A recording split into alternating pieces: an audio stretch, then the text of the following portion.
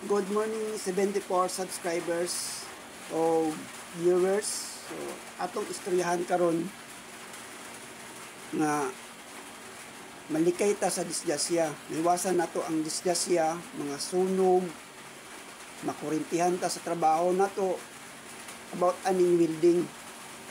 Dapat likayan na nato na siyang mga ingana nga dili ta mahitabo maadto pa sa ingana nga madisgrasya ta. Ingani nga welding machine, ingani nga tingog, kana normal na siya. Wala na yung problema. Dugay na kanya akong welding machine siguro, kung wala akong nagkamali, mga 30 years na ni. Yung welding machine, mga 200 amperes lang siya. So, ingani ang tingog sa welding machine, normal na siya, wala na siya problema. Pag ingani na ang tingog sa inyong welding machine, ingani siya. Pag ingani ang tingog sa inyong machine ninyo, ingana na siya, ayaw pagkumpiyansa ingana. Kaya ka na siya, lost connection na siya, may problema na siya. Pag ingana na inyong welding machine to, may problema na siya, lost connection na siya. Dapat i-check ninyo kung kini, wala bas kung kini lang ba, ng luag ni, ang iyang mga screw bolt niya. So kung kini lang mga screw bolt ng luag, so okay lang, dili na sa delikado. Pero pagkato ang iyang wiring niya, mag-lost to iyang wiring niya din na, nag-lost connection to diyan, luag to iyang sulod sa iyang wiring, delikado na, pusog na, murilis, o posible makurintihan pa ka.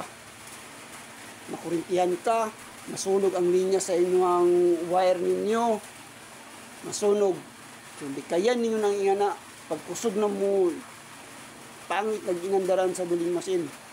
Kaya busog na. Pag nag-trouble ang wiring niya na, delikado na siya.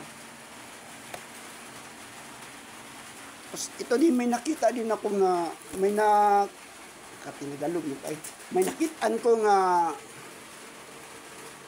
DIY sa YouTube nga design sa iyang gibuhat nga DIY sa welding.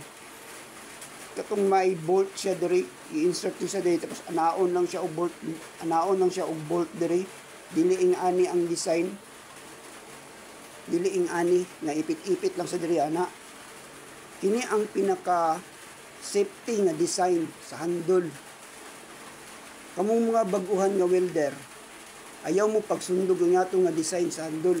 Katong naay bolt diri, ipito lang sa bolt, tapos ipaslak lang siya.